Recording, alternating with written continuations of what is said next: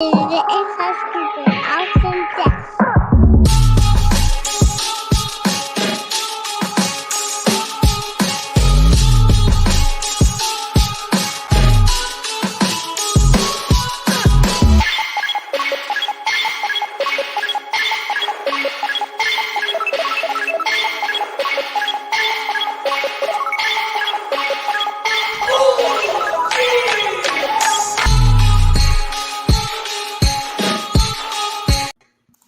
Welcome, everyone, Hey. to another episode of the Inside Scoop with Alex and Jeff. I'm Alex Demon, and Shut up, Alex. I'm Jeff Doss. Let's go, guys. Welcome to Inside Scoop, and we have our special guest hostess tonight, my friend, my teammate, Mallory Woods. How you doing, my friend?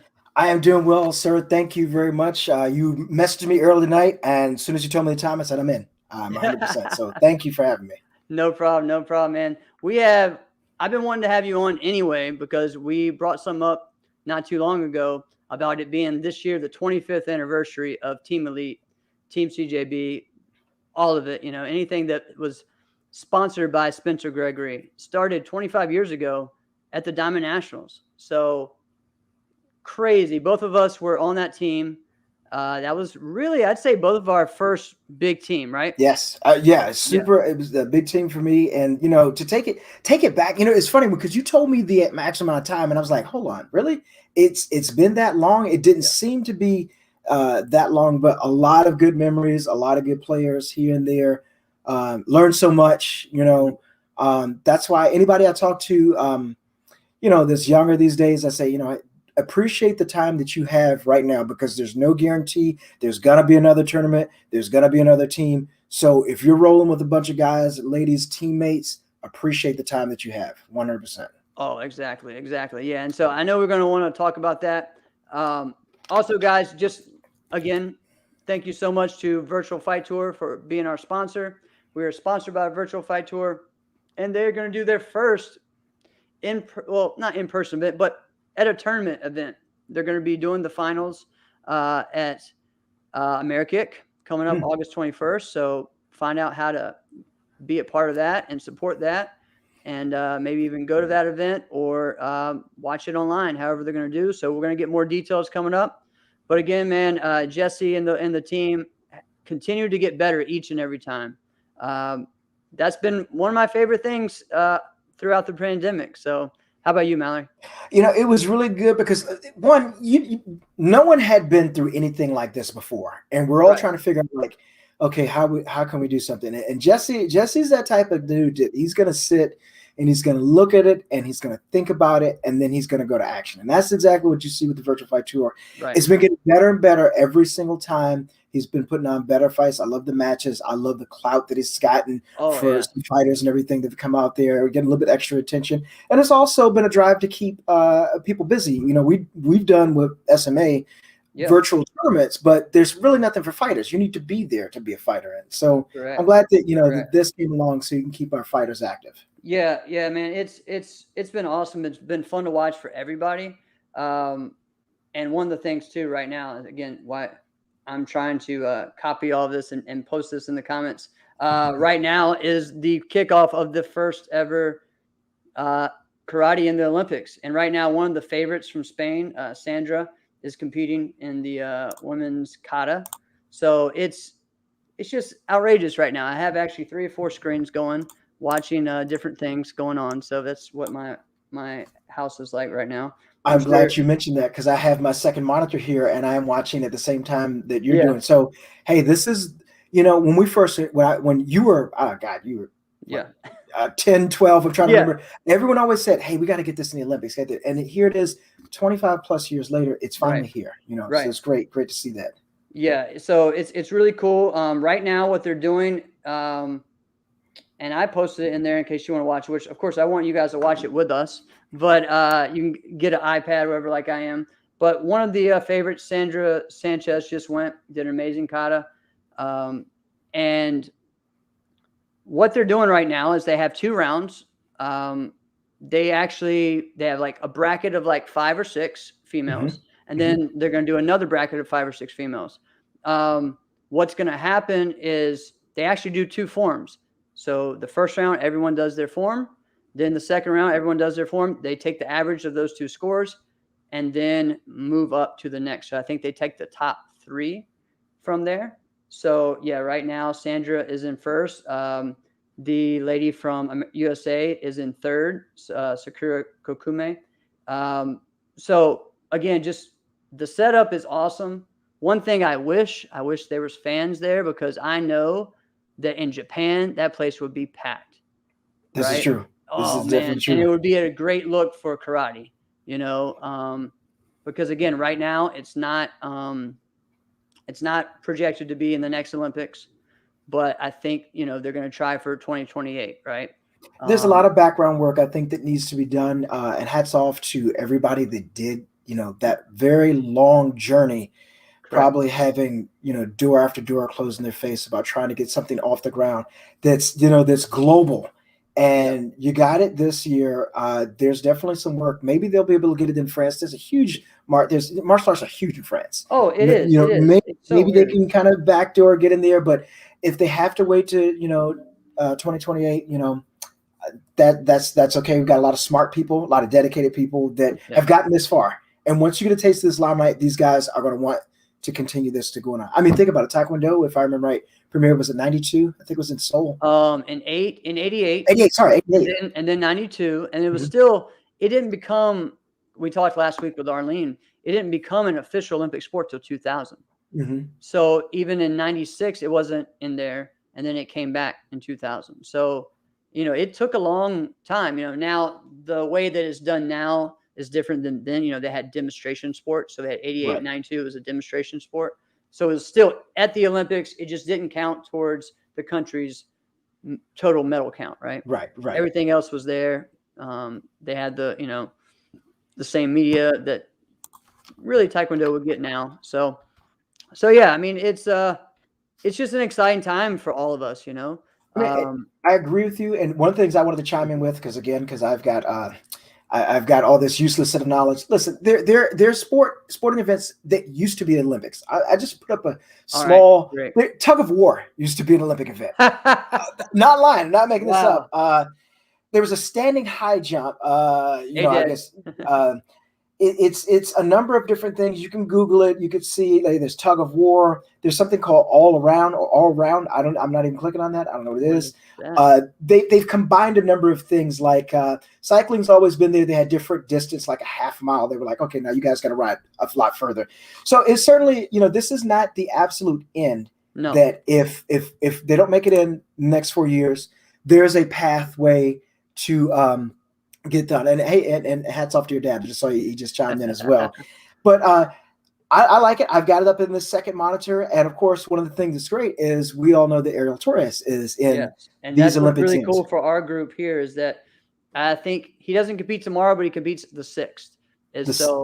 So guys, all of us I think are going to be sharing the links and everything and making sure that we watch and support him. I meant to get my shirt, but I don't think it will come in time, but I'm going to go ahead and get one anyway.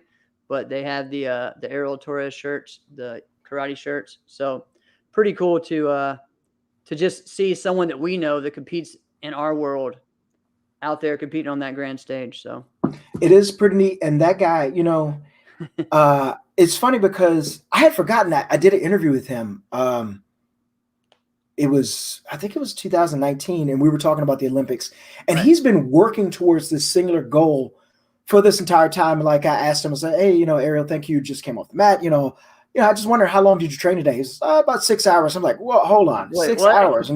Listen, for me, I did kata and I did weapons and everything, but imagining to do in the kata 6 hours and as tense as he's training, it's like, oh man, hold on, that's a lot of time.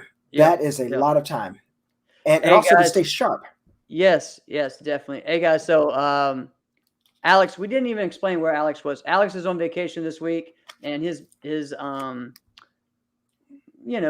is a little crazy right now. So we just figured, hey, we've done that. We've let you guys experienced that before with the bad internet. So Yeah, and we hold figured on. give her a So break. time out. The first question I have is, and I know Travis is listening. You guys able to get vacation? I mean, because we're gonna have to bring this up with Emily. I'm gonna send her text right away because we don't get those benefits at SMA. But one of the things I do want to mention, and I just made sure I sent her text. We actually have a video coming up that we did about Ariel's journey to the Olympics. Awesome. It will be premiering. Let me see. I'm trying to get the actual date when it's going to premiere. I think it might actually premiere tonight or tomorrow morning. But I did the horrible job of voiceover of that. No, I did a good job of voiceover on that. So it was good to go through it and look and learn Ariel's story and actually put that out. So we'll be sharing it to you guys and asking everyone to like and share as well. So awesome. Yeah, we had him on about 4 weeks ago, and he just was excited, man. He just told about his whole journey from the beginning of switching karate schools to go after that Olympic dream, to his instructor saying, "Hey, there's this stuff called sport karate that you can go and actually win money, and then this will help you raise money to make it to the Olympics," which is crazy. But it's pretty awesome to hear his story and his journey. So check out SMA's thing. Go back in the archives and listen to our podcast with him. He just really broke it down on the positives that he thought from sport karate and the positives that he thought from traditional karate. So really cool stuff. Yeah. It's that journey, if you can imagine that, because one of the things about the Olympics, depending on your make of it, do you like watching everything? But I've always enjoyed watching it. The idea that it was in Atlanta, not too long ago. It's something I'm going to try to do. I think Los Angeles has it coming up. It's something that I look at as a once in a lifetime event to go to. So just go to, exactly. Yeah. So let me. So if let's just say it comes to Los Angeles, you got a chance to go. What events? And let's say karate's in there. So we'll go ahead and check that one off. Yeah, we'll go ahead and check that one off. We'll go ahead and check out. What events would you go and watch in the Olympics? So I'm a big wrestling, I like amateur wrestling, not just pro wrestling, but I would try to go to see amateur wrestling. That's something I'm big into. Oh man, I think excitement wise, there's a lot of, gymnastics you got to, because it's just awesome the way it's set up. I would go for sports that I normally wouldn't be able to watch. I wouldn't go to watch basketball because I watch it all the time. I wouldn't go to watch tennis because I watch it all the time. Those type of sports, even baseball and softball, maybe softball because you don't see it at that high level, right? Right. Maybe something like that. I've been for judo. Yeah, exactly. That's another one. Yeah, judo would be amazing, right? Table tennis. Let's use the correct term. Table tennis is, and that's something it's funny because you want to have great seats. Table tennis, it actually works better if you're far away, so you can see because it's just crazy, It is. Let's see. Man, that's one. Of course, Taekwondo. I gotta see Taekwondo. I have often a lot. There's so many track and field events that are really cool. Like seeing the two guys that shared the gold medal. That could be a point of controversy because I actually put that on my page, and some people actually it was Danny, who we used to see at the Irish Open. So shout out to Danny. Yeah. He says, then why even have a medal? And it's like, I can see his point. Yeah. I can see his point. But on the other hand, you had two guys there that are risking,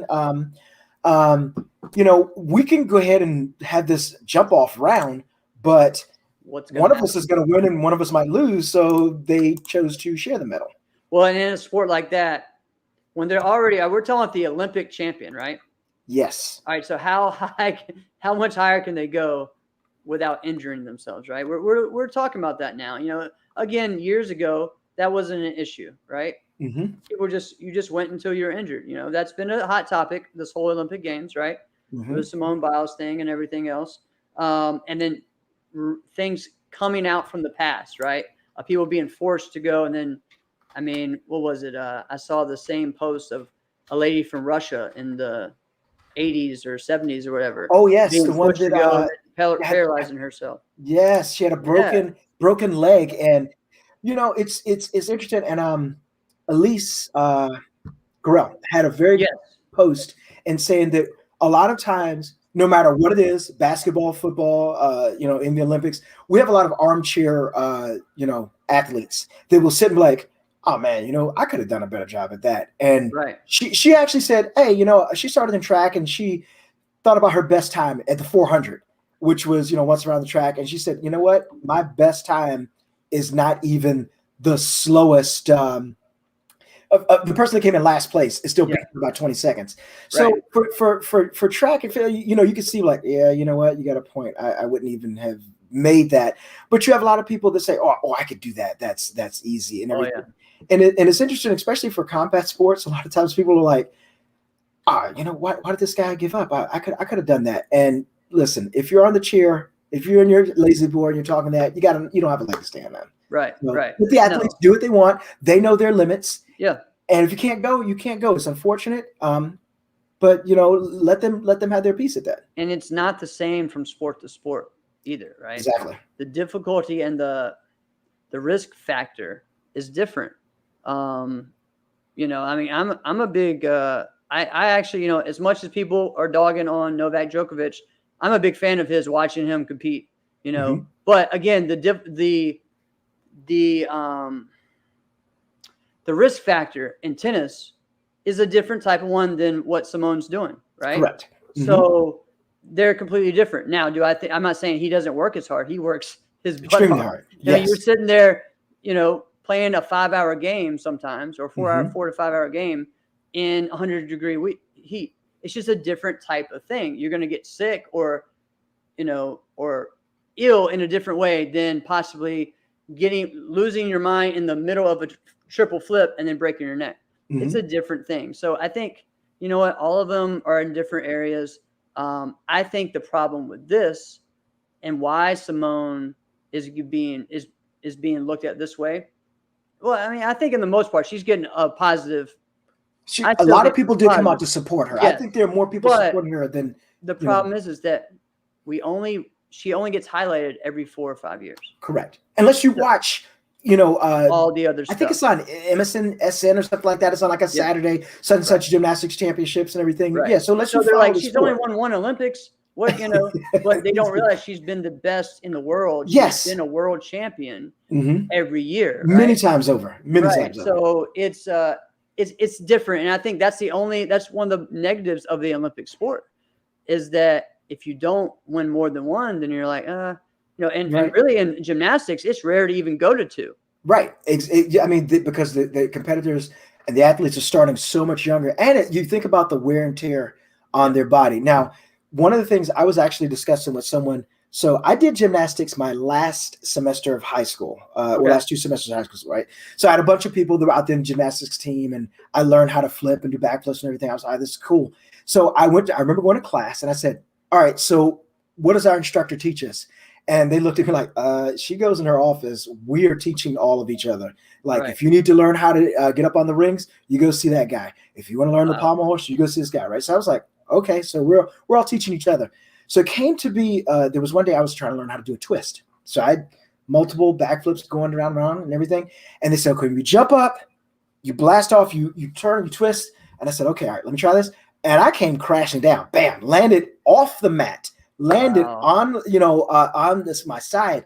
Man, it really hurt. And I was like, it didn't make sense to me. Like the idea of that space rotation and also twisting. So I tried it again, same results. And I just said, you know what, I'm done. I'm not risking this to completely go down. And that's just one rotation, half a twist.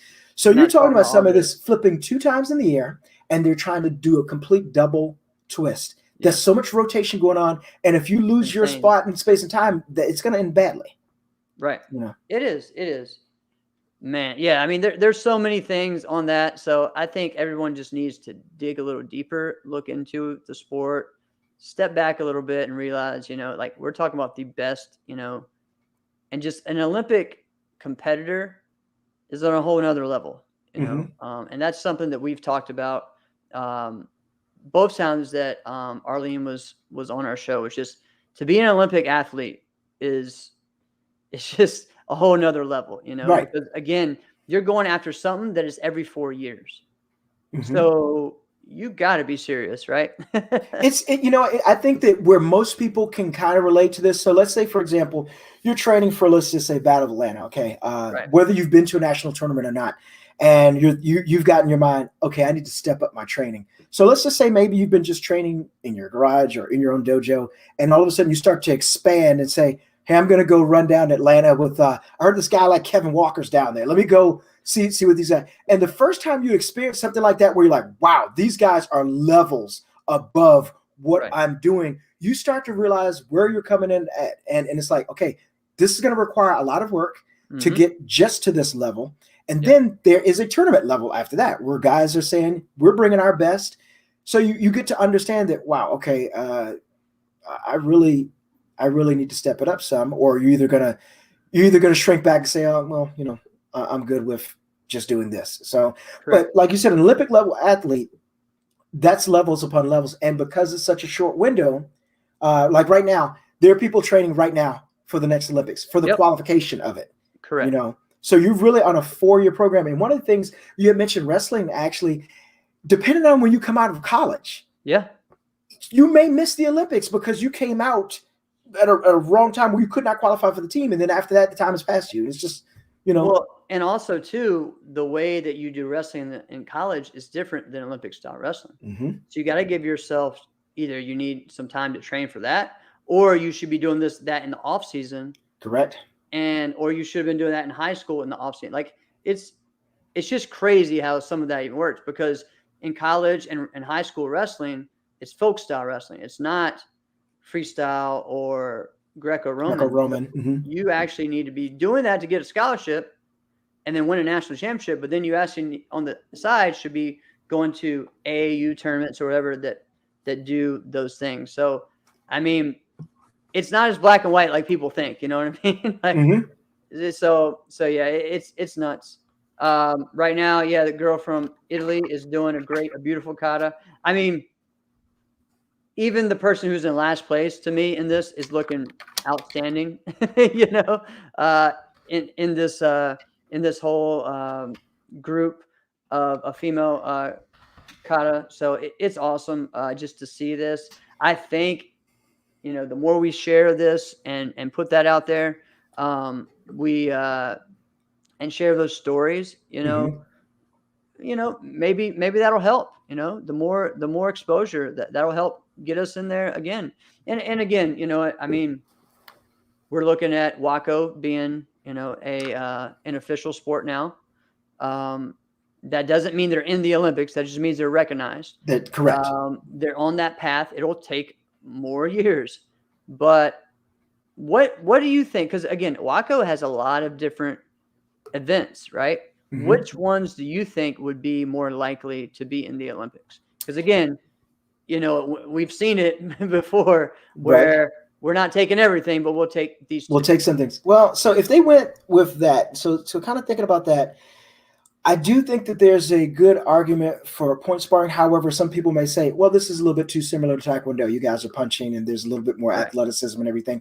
I think it's from what I've seen and being a little biased, I think that it's a little bit more exciting than the Olympic style Taekwondo, and maybe a little bit easier to follow than Taekwondo in terms of points and systems and everything else. But you also have seeing what's going to happen with Kumite here as well. Right. That's what I'm really curious. Yeah. So the idea is that you don't want to have too much of the same stuff that looks like, everything, it's too similar. So you got low kick, you've got kickboxing, which seems like it's a shoe-in. It should be a nice shoe-in. Someone even mentioned bringing in Muay Thai, which is a whole separate argument, but still, it's a different sport in itself because of the rule set. Right. It's one of those that you really need a good campaign. You really need some stars to shine. You need to show the excitement of the sport and say, hey, people, they're going to want to see this. And you have an established system set up already nationally. You've got United States members of WACO. You've got everybody in Europe that you can pull and pull from. So I think it's fairly representative for the countries that are out there. So I really think that you could easily fill an Olympic category with what we already have now. Yeah, I mean, I think point sparring would be great because it is different than, say if Kumite comes in. It's still different presentation, right? Because it still is a point. The way Kumite is a point system. So Taekwondo is a continuous. Maybe their light contact, which we would call continuous fighting, would be a good one to put in Correct. there, right? Or even their, I want to say kick light, but I don't know what the exact term is. Is it low kick? It's either low kick or, but see, there's low kick that's full contact. Yeah. And then there's the tatami, which is like kick light or semi-contact, something like that, right? Or something like that. And that is pretty much continuous fighting, but with kicks above the knee. Right. To the, so that's a fun one. And it's different too. So any of those, I think, have a good possibility. I do think the musical forms and weapons is something that stands out even amongst, the kata right now. It's a different way to look at it. There's no kata or forms or pumse in Taekwondo. So I think, if something happens, I think that's where they need to steer the direction. The only other one that would be an argument against that is because Wushu is also recognized in the IOC, right? Correct. And soft style forms, I got Jared told me last week, is no longer in Wako. There's no longer soft style forms in Wako. So because that Wushu is also recognized as well, so they can't kind of battle against each other. Yeah, I can see that point. It's I could definitely, I agree with you, especially for your open forms and creative and musical. It adds a little bit more flair. It would be almost akin to there is our gymnastics floor routine, and then there's rhythmic gymnastics. Yes, kind of the same thing, but it's different. So correct. I am hoping definitely. You know what I always thought would be another sport that would make it, but I don't know what the push is to get this there is jiu-jitsu, because you have so many jiu-jitsu tournaments open out there that a lot of people are doing, and it's timed. It's a point system on there, and just like they have open world tournaments, that seems like almost a shoe-in for your other categories, and it's worldwide. I think they get a lot of push from judo. Yeah, which where it has roots in. So it's like okay. Yeah, exactly. The Japanese female, Riko, just went, man. She just killed it. She's known as one of the best in the world. I've definitely seen her before. Yes. And so interesting to see how this goes. I think I didn't see the final projections from that first round. This is the second group, I believe. But yeah, so I think they're going to, so here we go. This is Pool B. So Japan is in first. So there's 5 through there. So I think they went through both rounds so far. Pool A is Sandra from Spain, the lady from Hong Kong, and then the USA are the top 3. And then the next group is there. So, but yeah. Let's see. Yeah. So thank you guys for checking in, talking to us. Lots of great things. Thank you for watching, Allison, and Sam Lang's watching as well. Thank you guys. So we're going in the second kata of their pools. So of this opening, what they call elimination round. So the lady from Germany, I believe. Yeah. So I think that's first. German Chris. Yes. Yeah. So she went first. And then if you see in the first one, she wore a red belt, and this one she wore a blue belt. So to signify their second one, they wear a different one. It used to be, and I guess as we move on, I think in the finals there will be where it's head to head, and whoever's wearing the red belt gets a red flag. Whoever gets the blue belt gets a blue flag. Right. And then they vote that way. What's up, Jesse? What's up, Jesse? There's somebody, especially right over her left shoulder, if the camera pans out, wearing a Team USA T-shirt. It's gray. I could see it from. I was trying to look to see who that was. Let me see if they zoom out. I do love the way they're covering this with the camera angles. Okay, this is a wide shot, so we won't see him. To shine in what while she's doing a kata, what Allison mentioned. I agree. I think that this does in terms of the mental aspect of the sport. Now, like for example, you got a lot of camps. People are saying, well, if she would have known that, talking about Simone Biles, let's retract back there. Yeah, let's go back. If she would have known she was feeling this way before coming in, then she shouldn't have gone.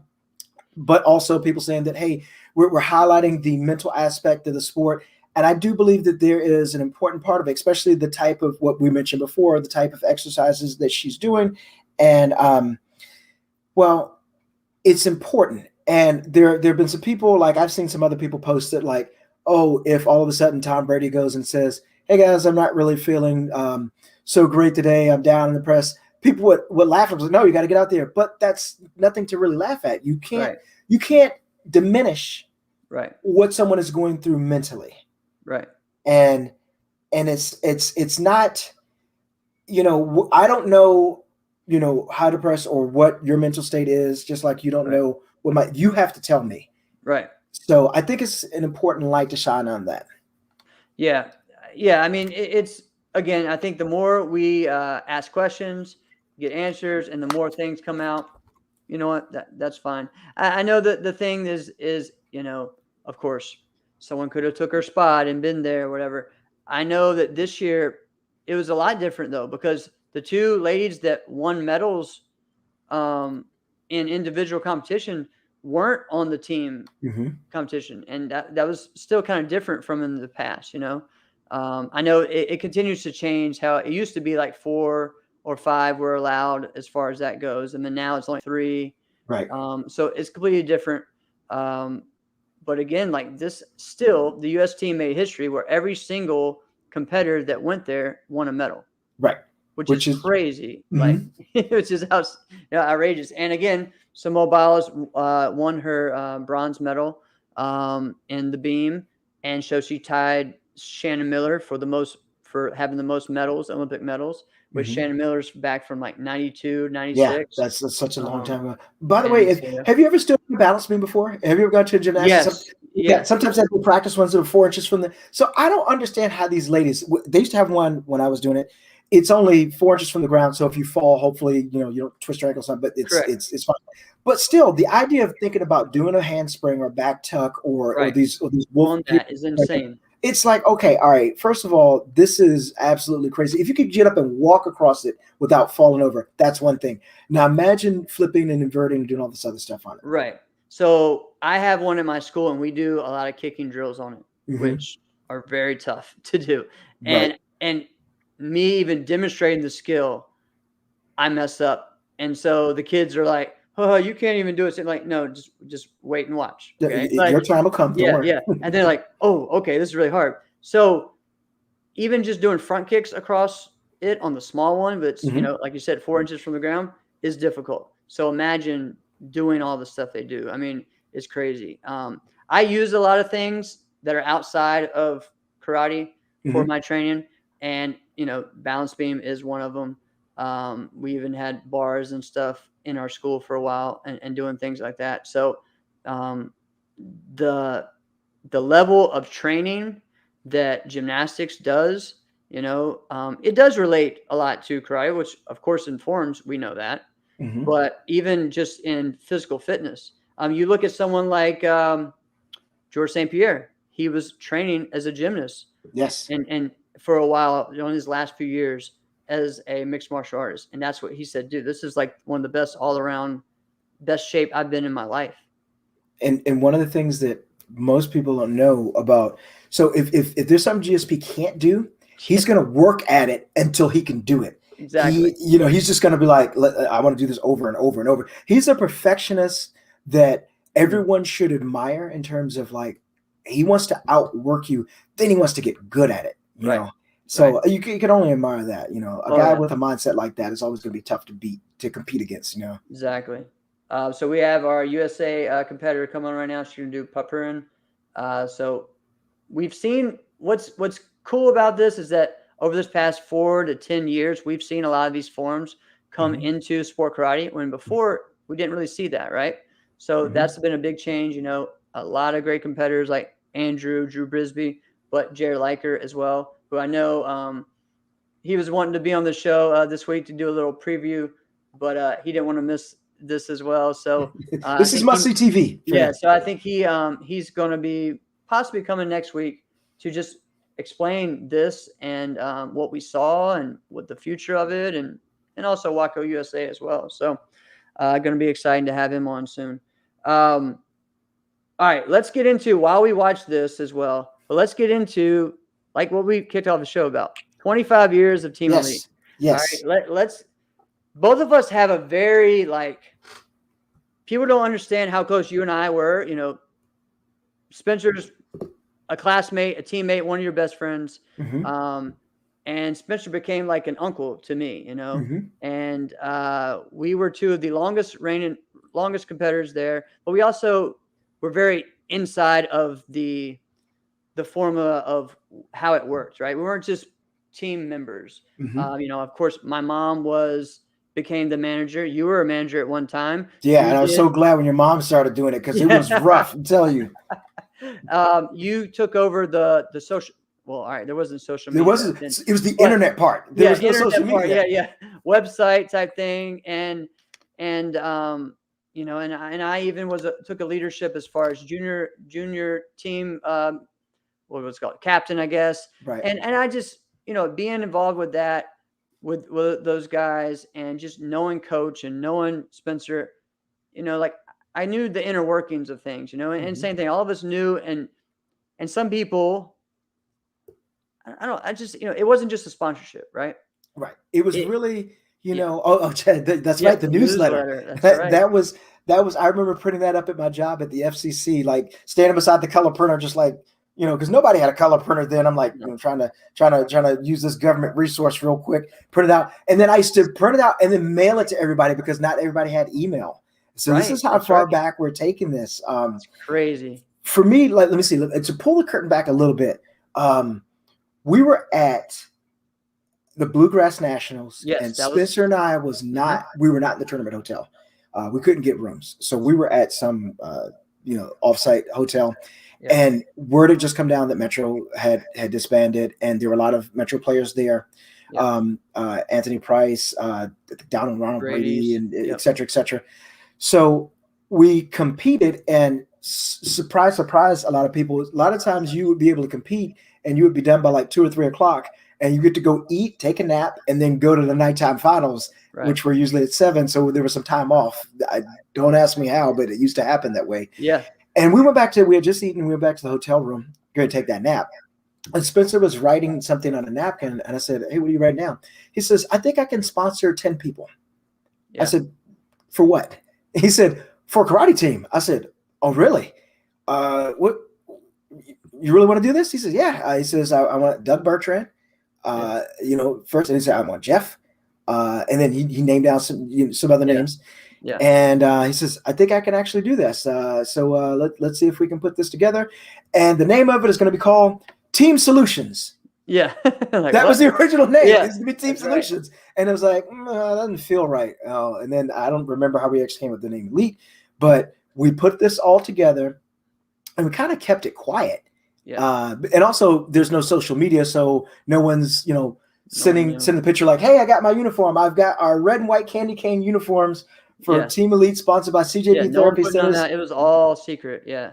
And we come out at the Diamond Nationals and we enter 3 team fights, 3 teams, 3 different teams. I think really we had I think it was probably close to 20 members. Yes. When we did it. So that didn't stay for long. It doubled easily. No. Oh yeah. And it, so for me, that was the first I heard of it, was either at Bluegrass or whatever, either, I guess after that would have been US Open or DC. Right. And so I've known Spencer and Gerald and y'all's group since about, I guess, 94, because really we started 94 Texas Challenge was one where I think that was Spencer's first grand championship. Yeah, you're right. And so we knew each other. We were on the same plane and stuff. And he just really liked me and my attitude and stuff. And just to preface, how old were you at this time? In 96, I was 12. Yeah.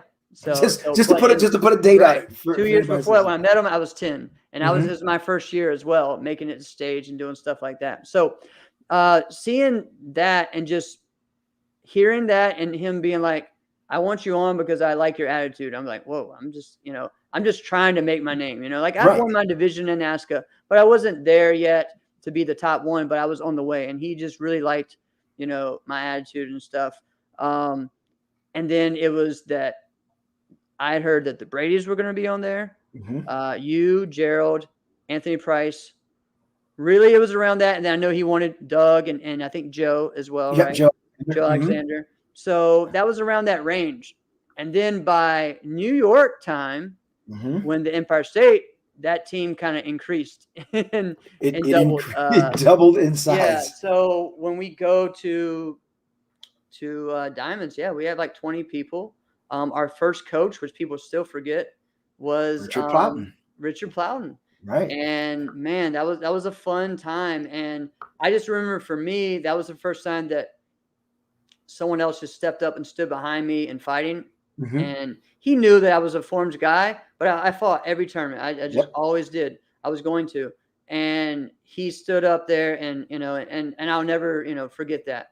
And so we always talk about that, and just you really felt that team bond. Yeah. And you're taking a number of different people from around the country. Let's see. Different areas. Like, let's just put some. So Doug is from Washington State. Yeah. Joe was from Alabama. Mm-hmm. You're from Central Virginia. I'm like, again, I'm not the same area. We're both in the same state. He's in the city area, like close to DC. I live in the boonies. All right. I live in the country. You're closer to Tennessee than you are to Washington, DC. Yeah. That's right. Closer. I'm an hour from North Carolina and 2 hours from Tennessee. So you got Gerald and Jeff Tufts, also Baltimore. I was still in Maryland at the time. I hadn't moved to Virginia yet. And then the New York guys, Jesse, Jotty, Akin, Hector, Jennifer, Peter Londe, yeah. So all this group of New York. We had Krista Shearer, Krista Kersey from Canada. We had the Prices from Mike Novell. Yep. Who I think, if I remember right, Mike was still in the DC area. He hadn't moved to St. Louis yet. No, he was in DC. Still in DC area. Let's see. There was a guy named Roy, which I always forget, which is funny for me to forget, but he was a senior fighter. I think he was from the DC or Maryland. That's Delaware. Right. Either Baltimore or Delaware, one of the two. You're right. Roy something. I don't know why I can't remember his name. Right. Man, you're right. That's man. I mean, like all these memories are coming back.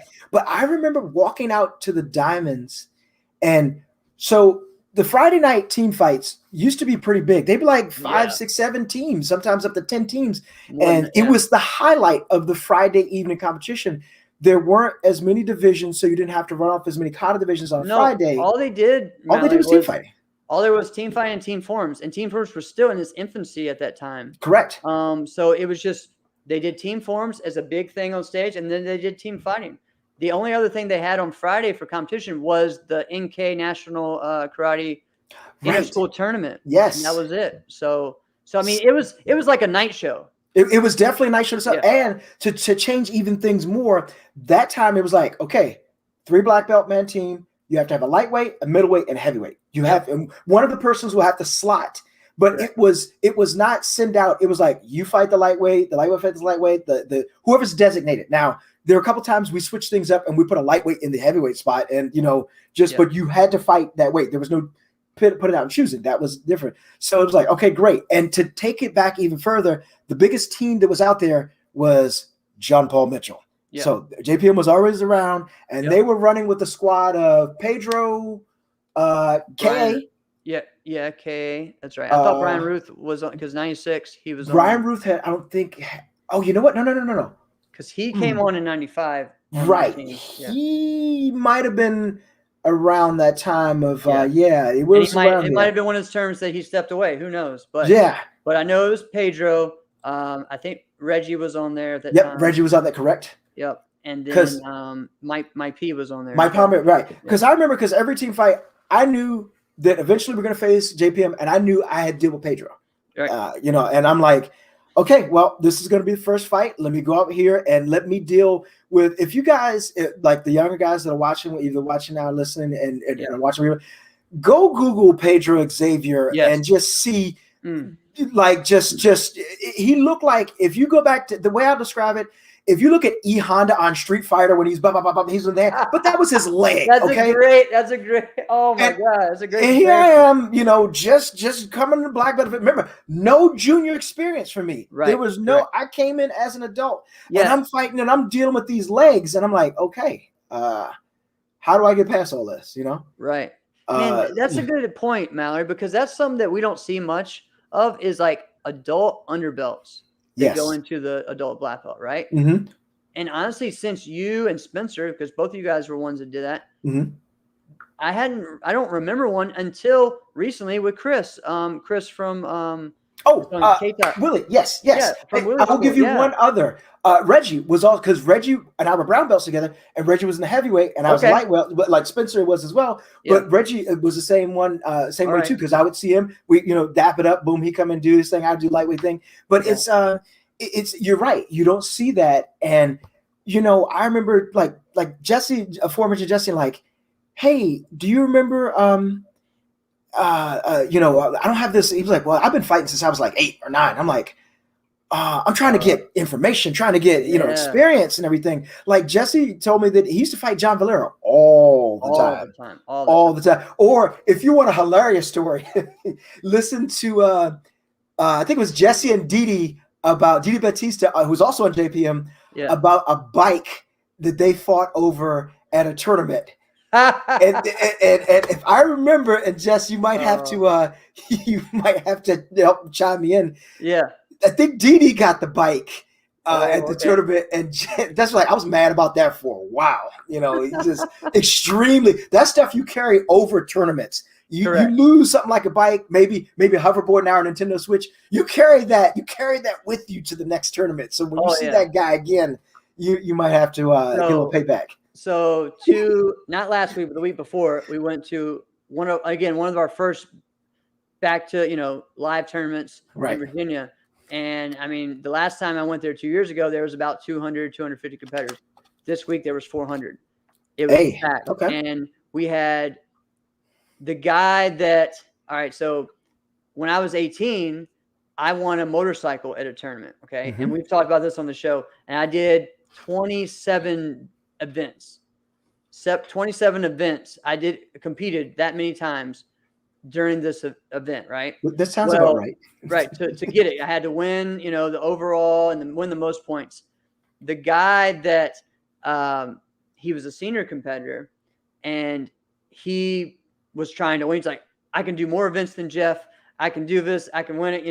He ended up winning the overall men's fighting grand as like a 50-year-old, beating all the young guys and everything. But he never competed again. And so he was there at the tournament, and he was just like, that was the thing he said. It's like, I'm still mad at you because you beat me for that bike. I'm like, dude, hey, like listen, some years ago. But you see that, you can read Jesse's comments. He said it came down to sudden death, and I'm telling you. So one of the things also, to take it back even to that era of fighting, there were a lot of rivalries. And for example, I remember talking to Johnny about this. I was like, hey, don't you train? You guys are all in New York. Let's see. That was at the Ocean State National Juniors. We got bikes for grand. Didi won, and overtime ended up getting the bike. And the bike got stolen. Oh my God. That's even better. That's it. That's an even funnier into that. That is. But I was talking to Johnny. I was like, hey, New Yorkers, you guys get together to train all the time. And Johnny was like, yeah, New Yorkers don't train together. There may be some guys that you're cool with and you go with and everything. I was like, really? You guys seem like you got this big city, but it wasn't like that. But there was a big rivalry between New York and Boston. Yes. There was one tournament I was at, and I think it was another Ocean State story, where I'm trying to remember, somebody got their nose broken, and I'm trying to remember Diego. Okay, Diego, and I can't remember Diego's last name. Yeah, yes, Diego Lopez on Metro, and it was Johnny Guante. I think if I remember right, Didi's nose got broken. Okay. And I remember Akin was kind of standing in the middle, and I had just lost, right? So Didi couldn't continue. And as Jesse said, we hated Boston. Boston, yeah. Didi could not continue. And Diego got disqualified, and I was like, so that means we don't have a lightweight fighter in tonight because there's nobody. I'm like, do you want to send me up there? And as I was asking, I think Larry Conahan this, Diego was kind of eyeing Didi as he's got his nose broken, everything. And Johnny Guante, if I remember right, didn't like that, who was also from Didi's school. Yeah. And they just started swinging on each other. And Arkin was in the middle of this, and he's trying to separate this. There was a chair that got knocked out. And these are two guys, I mean, they are hard-hitting, hard-kicking individuals. And he just somehow got caught in the middle of it. I think he was trying to, make peace with these two dudes. But this happened a lot. There used to be bounties. Yeah, local tournaments. That was one thing that first year that we were there, we actually had a set fight with JPM. Yes. At Kevin Thompson's tournament. Mm-hmm. And that was the first time we actually beat JPM. We actually beat him at Kevin Thompson's tournament. I believe it was Hector, Jesse, and Jody. Yeah, I think that was the team. And they beat him. Because Jody fought Pedro, if I remember right. Jody fought Pedro at that last one. Tournament, like Sam says, tournament brawls. Let me go to a quick story. This actually has to deal with BP. So, this is one of the best. If you guys haven't, go again, look on ours. We have, I think, episode 2 or episode 3 of our show is brawls. Okay. And we talk a lot about all of these. This is good stuff. Go ahead. This is the classic one. So to pull the curtain back even further, if I remember right, we had asked BP, they sent a uniform to BP. They wanted SES just ended. Yeah. Right. Another great team. Right before Vegas. Right before Vegas. A great team. And we were all close with Brian. We wanted him on the team. We asked him to be on CJB. Mm-hmm. At the same time, of course, John Paul Mitchell did as well. We actually had the ticket for him to go on the cruise with us. Yes. He had which is a whole nother show. Which is a whole other show. But to train in Miami and then go to the cruise and everything, we sent him a uniform, everything. Mm-hmm. And, he decided to go to JPM. So we weren't mad at him because of that. It's like, hey, if you think that's the best offer, okay, that's cool. But so we're cool with BP. Brian Plimple, if you guys don't know who BP is. Yeah. So BP's from South Carolina. We go to Kentucky, and I don't think he's technically on JPM yet. I don't think. No, I don't think he was. No. But still, we know him and everything. And the tournament was kind of winding down. Guys are catching up. Hey, how'd you do? Yeah, I'm in the finals tonight. Oh, great shot. How'd you do? So it's getting down to the last couple divisions of the event. Heavyweight was left. BP's in heavyweight, and he was fighting a guy from Kentucky. And if anybody from Kentucky is listening, there was a school called Magic Hands. Yep. They had a black gi, and there was a dude doing like this, and the hand was white on the back. I'll never forget this, right? Right. So at that time, everybody's done. So everybody's team is kind of crowding. You've seen this in tournaments. Everybody's kind of behind line crowding, and we see and we hear like, who's over there fighting? BP fighting some big dude. So we kind of wander on over, right? And BP's fighting this dude, and then we check the score, and they were like, it's tied up. And we're looking at the clock, and it's like, 3 seconds left. So BP was saying, hey, something happened, blah, blah, blah, blah. And they said, okay, put 2 seconds back on the clock. All right, so they put 2 seconds back on the clock. So with 5 seconds left, you probably want to move around because it's not enough time to walk right out of the ring. Plus the fact you run the risk of the head judge saying you turned your back, that's automatic point, depending on who's your head judge. I believe my mom was scorekeeping as well. Okay. So she's got a front row seat to this. Right. So once again, you got your War Lions draw. All you see are black uniforms over there with this Magic Hand stool. And BP's by himself. There's no JPM. There's nobody. But we're kind of hanging over there with him, right? Like, okay, we know you. Cool. And it started getting heated. So everybody's kind of taking off their gear, just trying to see what's going to happen. They say, go. The guy literally turns his shoulder and take 2 steps out of the ring. Now, if you're up on your NASCAR rules, he was out of the ring. BP scored, drug his foot, just like an old college football rule. He's in the ring. He scored. But the guy grabbed BP, boom, dumps him on the ground.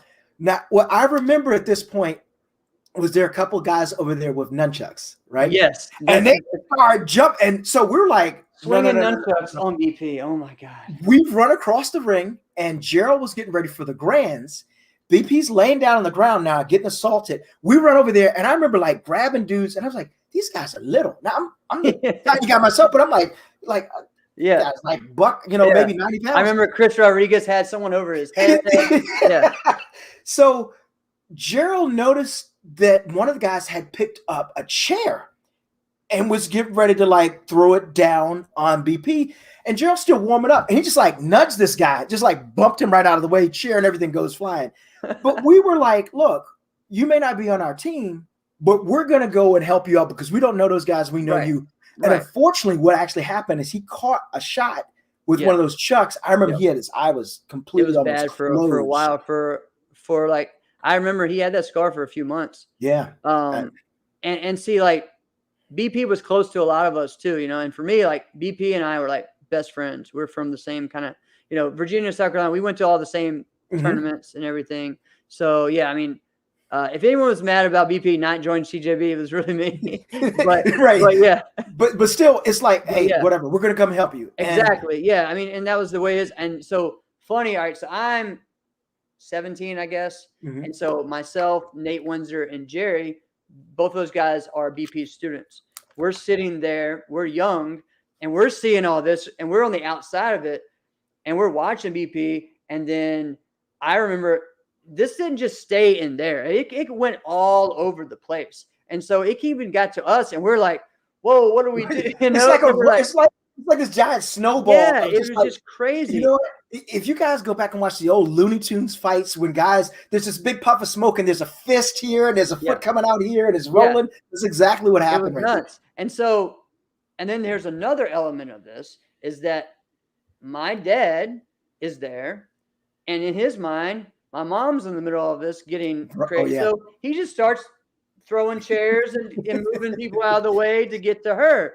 So that's the way my dad is, just, whatever. So, and I remember like Nate and I, like there were people pushing like people from his school and like, and just one of I think one of his older students or whatever just punched the guy to get him out of the way. And the guy looked at him and he was like, all right, I'm done. Like funny little side stories like this. It was just crazy. Yeah. Now here's another thing. I ran into that school again. Oh, in Wisconsin at Infinity Nationals, the first year they had it, and let's just say they were kind of a problem. But so if you're ever in Kentucky, yeah, so it was just weird because they had moved. I guess they had moved from there or whatever, right, and then back. And so it was just interesting how like, wait a minute, this is that guy from that weekend. Okay, so yeah, just a crazy event. I mean, this story just keeps going on and on. And I mean, to me, because I just remember there wasn't much left at the tournament. Right. We were, people cleaning it up over 2 or 3 rings after a while. So, and I think both of them ended up being disqualified, right? I think that's what the eventual thing. So if I remember right, Gerald, who was waiting to fight the winner of that fight, went to the stage because there was nobody else. Yeah, and that was 2001. Yeah. I mean, it's funny because these things sometimes happen. The Shaw Austin and Joey Rivera. Yes. Oh, Mighty Joe, man. Those cats used to go anytime. It would be to describe to you exactly what it was like, that scene in The Matrix. Neo and Morpheus are fighting. Everybody just drops what they're doing and going. When Shaw and Joey fought, everyone came to the ring because it was always going to be extracurricular activities. Right. Depending on what happened, there may be a bigger brawl between Metro and Force One. Which correct. Which went along. That happened at Empire. That happened at Caps. Yeah, Prestige and Metro, Prestige and JPM. I mean, it almost happened DKT and Prestige when they split up, and everyone thought that was going to happen. That's right. And once again, you see the problem. It was JPM. No, I'm just kidding. I'm really kidding. I'm just kidding. Please. No, but and again, we're talking about this as again, this is an issue we have at tournaments. Happened over the weekend, and it's usually not a problem when it's settled just between the competitors, right? Right. It's when outside people come in, either teammates or parents or whoever, or coaches or anybody. Yeah, and sometimes it may not be that person's coming in to fight that person, but they're just trying to stop it, and it gets misunderstood. So that's something that I think we all have to figure out, and that's one thing that I like about Virtual Fight Tour. It's in a cage. You don't see as much, We've You only can't seen run up there and the get only it. time we've seen crazy stuff happen in a cage is when during interview time and their entourages come in, right? Mhm. Oh, Jess is asking what happened. Oh, this at the past week. tournament, yeah, at Osborne's tournament over the weekend. Again, Osborne had a great event. See, again, I hate because again, it sounds like something bad happened, at the tournament, just like when it happened in my tournament, right? Our tournament was a great event, but it happens. Right. No, there was just some in team fighting where some late hits happened, and then people came in, and I think some parents came in, and the parent ended up getting like stepped on or something like that. So it ended up getting kind of bad and just heated over the weekend. Right. So I think center referees have to step up more on this kind of stuff. I think there's not just maybe talking. I don't know if it helps, but I think letting everyone know before the division, how firm you're gonna be. You come in this ring, boom, I'm just start giving points away. Yep. You And do some it people twice, don't you're like disqualified. the whole like automatic penalty. I do. Right. Because there's no like well, they got away with it. Why can't we get away? Because you have to escalate. If you go in knowing that if you have an infraction, you have a foul, there's going to be an immediate penalty. It's going to cost your team, your fighter, a point, which can be critical. Right. And have no nonsense, Right. And some people say, well, that could have been just a mistake that I did. Well, okay, but at the same time, it's still a mistake. Like, I mean, if you're running, you accidentally went offsides, you don't get a warning. No, you still get a penalty. You're like, okay, I won't do it next time. Okay, great, wonderful. Okay, well, hey, you've got that warning. Well, no, you penalize right away, so therefore there's no nonsense, and you keep it in a professional running manner. This is something that I never see called, and I finally saw it called. I text Chris when I saw him. He was the center, and he actually called a low kick penalty. You don't see it that often where people are actually calling low kick. It was just whatever. I appreciate that because you know what? I don't like getting kicked in the nuts. No. I don't like getting kicked in the hip. Right. I just think that, just go ahead and call it, even if it's a warrant, whatever the rule is, but still notice it because a lot of times people don't. And that's how a lot of people get hurt without really even knowing it. That's how I ended up breaking my hand. Remember, I had a broken hand. Yeah, when we were at Team Late. Yeah, that happened. We were at a local tournament. This guy, and I'm a short guy. I'm usually, I'm prone to kick someone lower because I'm shorter. My legs are smaller. Right. But this guy kept kicking me. Shaw Austin was my head judge there, and I was complaining. I was like, Shaw, I'm getting killed here. And he says, "Yeah, I understand. I have to see it." I said, "Yes." Okay, I understand that. Yeah. He did it again. He gave him his warning. So once again, if we'd had penalty, he gave him his warning. Listen, I'm paying for each one of those warnings every time. Correct. So I said, all right, I'm gonna tighten this guy up a little bit. And I went to go throw a ridge hand, and I was gonna hit him on the side of the head, but he turned his head, and I was gonna ridge hand him like this, and I didn't want to break all his teeth and nose and everything. So I moved it up, and I ended up breaking a bone in this hand, and which cost me 2 months of competition. I couldn't even, my hand was so hurt I could not even turn my car on after I could not do this motion to turn the car on. I had to learn how to write left hand. It was a mess, So absolutely. Let's get back to that for a second. But I just want to say, Richard, no, I agree, man. I want to give a big shout out to Richard Osborne for what he's doing in sport karate every year, taking it to the next level. And also, people don't know this is a small town. Like it's not easy to get to his event. Like it's not like a place where you just fly to, and he's getting big turnouts and big national competitor and everyone there. And he's having the biggest tournaments in that state in years. So congratulations, man. After we just touched on that, was that maybe your worst injury from sport karate? I would say yes, that was it, because it took me away from competition for a while.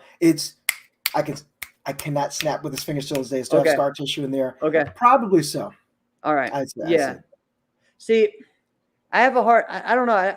A lot of my stuff didn't happen in sport karate. Like it was just, like again, I've broken my nose 11 times, maybe half for sport karate. Some were random things, but actually like the first time I broke my nose was not even like in sport karate, but then I went to a tournament 2 weeks or 3 weeks afterwards, and then I broke it back this way, and then next week broke it back the other. So it just kind of kept going, right? Those are kind of things. For me, it was more like my ankles were an issue, and a lot of that was from trying to learn how to do kicks and tricks on the trampoline. And I rolled it the first time on there, and then I kept competing on it, and it kept getting worse and worse. So that was kind of ankle problems were that. All right, this is a little graphic, but the worst thing that happened to me during a tournament was where I'm fighting at a local event, and really, I was probably the favorite to win the overall grand for the fighting and stuff, and I'm winning, I think, 5-0. There's no time limit in these rules, and in a lot of tournaments in Virginia, there's no time limit. It's 1st to 7. Okay, so this could be the fastest fight ever or the longest fight ever. A grueling fight, yes. Yeah, so I think I'm up 5-0. I go for a side kick, and I have my chamber up, and I go, and I'm about to hit this guy in the head. He goes underneath my leg, and he hits me pretty much at my knee and drags it all the way to my other knee. It hits all the way underneath, that area. And I was pretty much done after that. I mean, I was black and blue for that is for a couple of weeks. It was the worst feeling ever. And I just remember like trying to fight after that, and it just wasn't the same. No. And it was one of those things where it's like, all right, like that should have been a penalty. That should, that really changed the fight for me. Not only was it hard for me to pick my leg up, it also is in that thing like I don't want this to happen again. Yeah, you got that in the mindset. Yeah. Then you start fighting like a 70s and 80s fighter with your hand down. I still do that sometimes just because you have to protect yourself. One of the things I always thought about, if you look at the United States as a whole on a map, Taekwondo is really prevalent in the east coast of the United States. A lot of high kickers and everything, and there's no groin kick. Right. Kempo out on the West Coast and Parker tournament and everything. And in Kempo, we know they got a whole kata dedicated to groin strikes. Yeah, I think you get belts for groin strikes in Kempo. You do. And so you see the difference in the split half of the United States. The biggest shock in my life, walking to a tournament in Texas, and Gerald leans to me and says, "Oh, by the way, since you're underbelt, you know that the groin is a legal target." Said, he said not only that, by NASCAR rules, they can do their local 2 points. Said, what? Hold on, no. He says, "Yeah, sorry, you're an underbelt, so you got to deal with it." I'm like, "No." So I would go up before and say, "Hey, I'm not going to kick you low. Please don't kick me low." And usually it was a gentleman's agreement until someone broke that agreement, and then you had to retaliate. Yeah, another one of my worst things was in El Paso one year, and I go against, and this is before there was a 10-point spread rule, and this is before there was a rule that if you got like 3 penalties, you just got DQ'd because that would be a thing. So every time I kick this guy in the head, he front kicks me in the nuts. And this happened like 9 times. I got 9 penalty points. But, like I won probably like 20 something to nothing or 1 or 2.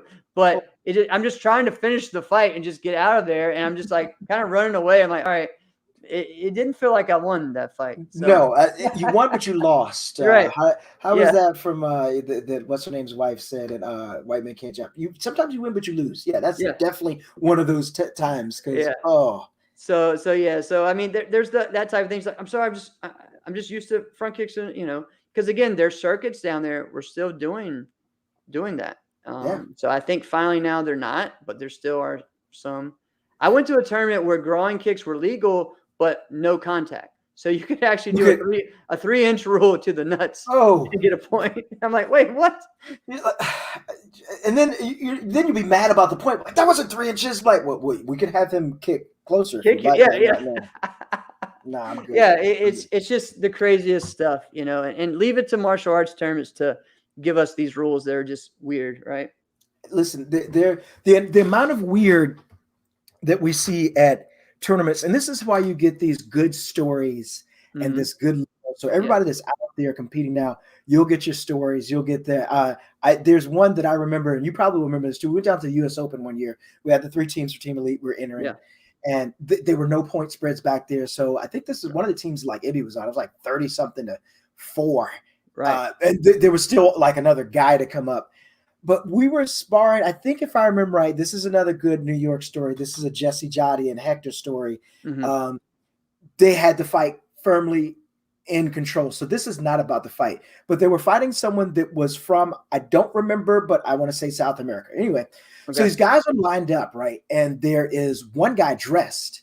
He's got his gear on, he's got his gloves on, and the other two guys are just in their gis, right? And they were like, all right, whatever, just worry about the guy that's in front of you. So, first match happens. I know they had a huge point spread, and the guy walks back to the next guy to come up, and he takes his gloves off, he takes his headgear off, takes his footgear off. He reaches into his pants, he pulls out a groin cup, and he hands it to the guy. That guy takes it, puts it in his pants, and then he takes his mouthpiece off and he sticks it right in that guy's mouth. So we're on the sidelines like, and I think whoever came up to that line was like, for real? This okay. And then with the match, the second match was over, and the same process repeated itself, and everybody's just waiting because the mouthpiece was the last thing to kind of change hands, for lack of a better term. And everybody's just like, no. Oh, this is bad. That guy really legitimately ran anchor for the whole team in the worst way. For real. I wouldn't have believed it unless I saw it myself. It was please can Century or somebody sponsor those guys for some equipment, please? I mean, please, at least give them all mouthpieces. Oh man, this is crazy. Yeah, so we've seen some wild things. We have, man. So Mallory, all right. So we've had some fun just talking. I mean, we've already done an hour and 10 minutes. We haven't even got into all the other stuff, but let's do about 5 minutes. I want to go. I do want to touch on some things that you're doing outside of sport. You're of course still doing your full-time job. You're working as well with sport martial arts. But over the past year, really during the pandemic, you've been doing a lot with Robin Black. So just explain what's been going on with that, and how exciting that is for you too. So one of the great things about 2020, and trust me, there were a handful of things that one could say 2020 was great, was so I'd known Robin for a while. So I have to send a shout out to Dean Barry, up-and-comer, still UFC signed Dean Barry. Robin was going to Ireland for something, and I told Dean, hey, please give him my number. I'd love to interview him. So Robin's, if you've never met him, go to Robin Black on Instagram, Robin Black on Facebook, Robin Black MMA, I think on YouTube. And Robin, Instagram is one of my favorites. Oh, it's great. So if you always want to see great breakdown in fights, like why this technique happened, he just did a great breakdown for AJ McKee, who just won the belt from Bellator.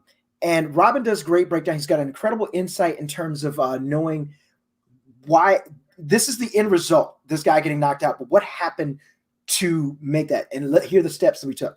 So he actually works for TSN in Canada, which is really ESPN's version up in Canada. Right. But Robin calls me, we do an interview. It went very well. We're talking like over WhatsApp and sending texts and everything. And then we were doing the thing with Raymond last year, the real deal with Raymond, which was really a lot of fun. And I asked, what I was trying to do is I was trying to surprise Ray every week. I wouldn't tell him who the guest was going to be. Right. I would give him 4 videos and say, we're going to do 2 of these videos, but you don't know which one, just so you can try to remember what fights these were. And I brought Robin on, and we were breaking things down, and Ray was like, yeah, you even saw when I'm going to do this, and things like that. And after that show, Robin said, hey, any chance you'd like to do something? We're going to do this thing where we're showing the Bellator prelim fights, and we could be talking just like this over StreamYard, and we would pull in the prelim fights, and we'd have some guests. And I was like, yeah, man, I'm all up for it. I said, so who we're going to have first? He says, the first show, I think we're going to get Ray in, and Ray will be our anchor. And he says, I got a couple other guests. So pops in CM Punk, pops in Chris Cyborg. And I'm sitting here like, oh my gosh. Okay. Yeah. All right, let me try to act cool. Stay cool. Like, try to act cool. When you ever try to act cool, you don't look cool because you try to act cool. Yeah, but exactly. It was great to just sit there and talk martial arts with these guys while these fights are going on. We got a chance to see how he did the breakdowns. Mm-hmm. He actually got some information, the video in from the truck, and he wrote, he broke it down and showed us exactly how the bread was made. And this continued on for the rest of the year. For the rest of the year, which was great. Got a chance to even hang out with Chuck Liddell over last one over Christmas. And Chuck was incredibly fun to hang out with and talk to and everything.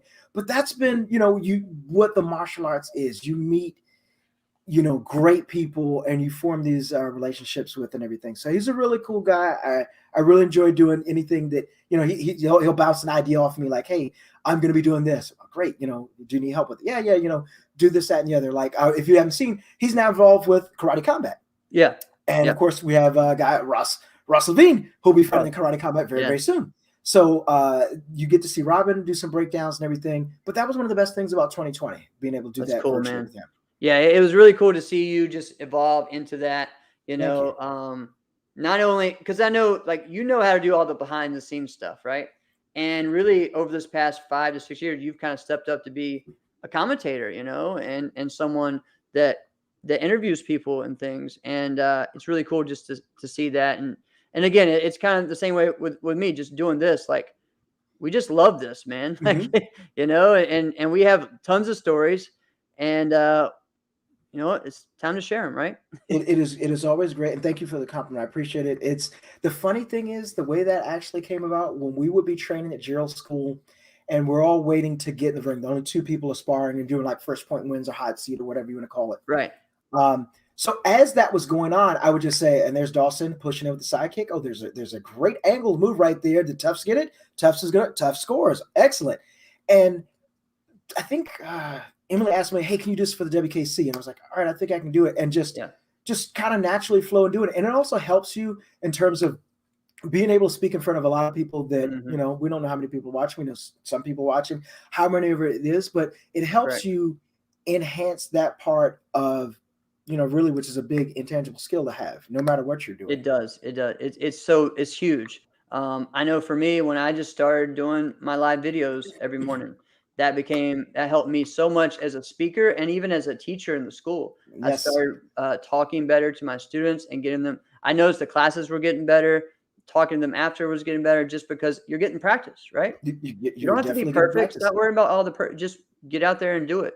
And again, man, one of the things that Alex and I talked about so much was how you and Ray did at US Open this year. Congratulations on that, because that was one of the best things that we have seen in a while. Just the way you guys fed off each other, the way he just broke things down, but you led it in a way, that it needed to be led. So it was awesome. Thank you. And it's having the chemistry with, not only that and Jackson as well. Jackson is just like, oh yeah, an encyclopedia of martial arts knowledge, but you can play off of each other and just like from doing that stuff with Raymond last year, I knew like he was going to be able to see this and set up. So my job is just to set the table, and he takes all of his experience in and boom, just sits right there. And really it's just, it almost is just like there's no pressure whatsoever. It's just like we're just watching this fight just like everybody else is, and we're given the who and the why and everything there. And that's the fun part about that for me. Knowing and doing that stuff and everything, it's really fun. It's 100% great to do that. By the way, just a quick interjection. This is probably not going to show up, but Jesse sent me a picture from that fight that we were talking about with the guys passing the mouthpiece back. He actually sent me a picture. I will have to send this to you. Yeah, I got to see this. Crazy, but thank you. And it's for me. It's this is something. If you are involved in tournament sports karate, you're passionate about kata, weapons, sparring, the whole thing, the learning, the training with people, the building yourself as a better martial artist, and you're passionate about it. Right. So when you contacted me tonight, I just said, just tell me what we're talking about. I'm going, no prep needed. Let's just go. It's exactly. Because you're passionate about it. And there's a lot of inside baseball that we talk about, a lot of people are like, oh, that's a great story. I love hearing it, Yeah, exactly. I mean, and there's so much more. I mean, we could have gone, we can do this more. I want to have you on again just because this is just fun. Like this is just us talking, hanging out. I mean, and we have so many, we didn't even hit on the actual longevity of Team Elite and all the fun stuff. It was more of like just that first event and then maybe that first year. And there's so much more. And I hope that we can get something going soon. I'm going to try my best to get to Diamonds. I know that, there's just so much right now. Who knows? Uncertainty. I'm going to have lunch with Spencer. I think maybe this Sunday, because I've been going up to Cam's school to train. So I'm going to go have lunch with them, and I'm going to definitely talk to him about that. And just like any other good show, you have to leave it with a tease. Yes. Like, for example, I'll set the table. We had before mentioned this cruise that we went on. Yes. So they have these talent shows in this cruise. So for example, people will come on, they'll play piano, they'll tap dance and everything. And it's really put on by everybody that's on the cruise. So your mom, Robin Doss, said, hey, we want you guys to do a demonstration for the cruise. And we're like, all the fighters were like, this is on you form, guys. Hey, John Sue, Jeff, Mike Garelli, this is your time to shine. Yeah. Okay, Corinne, boom, you guys shine. So we can do our basic stuff and everything, but we're not going to go out there and spar. We like let the guys that are experts at do this. So we go out there and we're looking for a place to practice. The cruise ship is only so big, and Jeff knows where the story is going. Yes. So we're like, how old were you at the time? 17. 17. Okay, so Jeff's 17. And I wanted somebody to say, hey, we found a great place to practice. It's empty and everything. I said, great, we'll get everybody together. Where is it? It's the topless deck. It's the what now? It's the topless deck. But that's the only place we can train. So there's definitely a story there how we went up on a topless deck on a cruise ship so we can get this routine together. Oh, and man. How that was weird at first and everything. And I had that video too, and I have to upload it somehow. There's video? No, there's video of the performance. Oh, yeah, there's video of the performance, not of that. No, not the I was going to say, wait a minute, hold on. This is a whole new show now. Video of the performance. Oh, my gosh. Man, this has been great, Mallory. But hey, thank you, Jeff. I appreciate it. No problem, man. Thank you, Alex, for having only 1K up.